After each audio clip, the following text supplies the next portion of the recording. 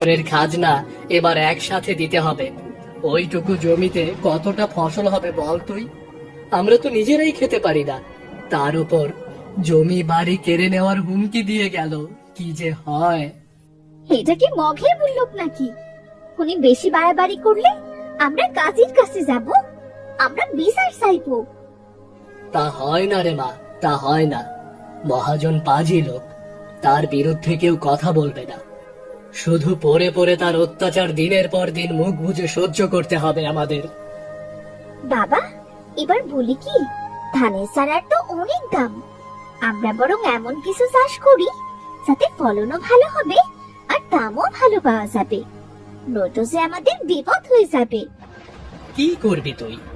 চাষবাসের তুই কিছু বুঝিস? আমাকে বল। বাহরে, চাষার মেয়ে চাষ বুঝবো না? শোনো বাবা, তুমি গোসল সেরে এসো, আমি খাবারের ব্যবস্থা করছি। খেয়ে দিয়ে ঠান্ডা মাথায় একটা উপায় ভাবা যাবে। যাও তো, অকারণে এত ভেবো না, বিধাতা আছেন তো বাবা। গরিবের ডাক কি বিধাতার কাছে পৌঁছায় রে মা?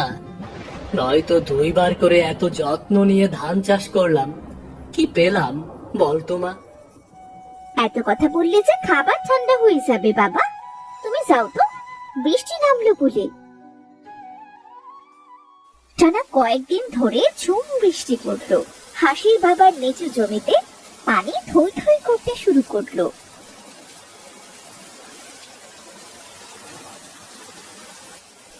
কখনো অনাবৃষ্টি তো কখনো অতিবৃষ্টি। গরিব খেটে খাওয়া মানুষগুলোর কি হবে? হে বিধাতা, কি হবে আমাদের? পানি সেচে ধান লাগাবো, তারও কোনো উপায় নেই।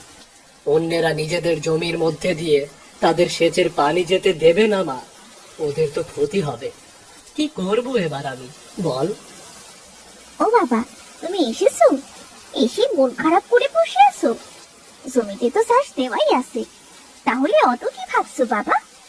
চাষের জমি পুকুর হয়ে গেছে রে মা। পানি জমে এমন হয়েছে যে ধানের চারাগুলো লাগিয়ে দিলে সবগুলো পচে যাবে। ওদিকে সময় মতো ফসল না উঠলে বিপদ, সব বিপদ। আচ্ছা বাবা, আমরা যদি আমাদের জমিতে কচু চাষ করি তাহলে কেমন হয়? শুনেছি পানিতে কচু চাষ করলে ভালো ফলন পাওয়া যায়, আবার পানির জন্য ভালো কচু শাক, কচু ফুল আর লতিও পাওয়া যায়। শহরের লোকেরা চড়া দামে এসব কিনে খায়। তা তো ভালোই হয়, কিন্তু তুই এসব জানলি কেমন করে? ওই যে শহরে চাকরি করে হিরণ কাকা, সেই তো বলেছিল সেই দিন। আমি ভাবছি কি বাবা, নিচে কচু শাক চাষ করব, আর ওপরে দেব লাউয়ের মাচা। নিচে কচু হবে আর ওপরে হবে লাউ। শহরের লাউ শাক আর লাউয়েরও বেশ দাম। এইসব কিছু আমরা শহরের বাজারে নিয়ে বিক্রি করলে মহাজনের সব খাজনা মিটিয়ে দিতে পারবো। আরে বাহ, ভালো ভেবেছিস তো। এমন করে আমি কখনো ভাবিনি। এবার আমি তোর কথা মতোই চাষ করব। নিভে যাওয়ার আগে একবার যেমন প্রদীপ জ্বলে ওঠে, ঠিক তেমনই হয় জ্বলবো, নয়তো পুরোটাই নিভে যাব। তাহলে বাবা, তুমি বাজারে যাও, ভালো জাতের কচু চারা কিনে আনো। আমি রান্নাটা সেরে জমিতে গিয়ে তোমার কাজে হাত লাগাবো।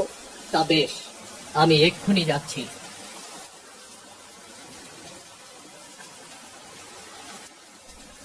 বাবা মেয়ে মিলে পানিতে জমা জমিটাকে কচুর গাছ দিয়ে ঢেকে দিল, উপরে দিল লাউয়ের মাচা।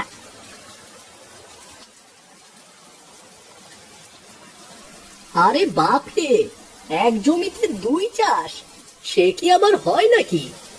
বলি, ও হাসেম কাকা, তোমার আর তোমার মেয়ের মাথা কি একসাথে খারাপ হয়ে গেছে নাকি? আমাদের তো এইটুকুই জমি, যদি 2টো ফসল হয় তাহলে তো ভালোই হয় রাসু। কালে কালে যে আর কত কি দেখতে হবে। তা কাকা, আমাদের এই মাঠের সব জমিতেই তো ধানের চাষ হয়। তুমি যে কচু আর লাউয়ের চাষ করছো, তাতে যদি আমাদের জমির কোনো ক্ষতি হয়, তার দায় কে নেবে? এ কেমন কথা রাসু? যার যার জমিতে সে তার মতো চাষ করবে। তোমার ইচ্ছে হলে তুমিও কচু চাষ করো। আমার জমির জন্য তোমার জমির কেন ক্ষতি হবে বলো? দেখো বাবু, ক্ষতি যদি কিছু হয়, আমি কিন্তু তোমাকে ছেড়ে কথা বলবো না, সোজা মহাজনের কাছে নালিশ করব। জানো তো, মহাজন আমার নিজের লোক।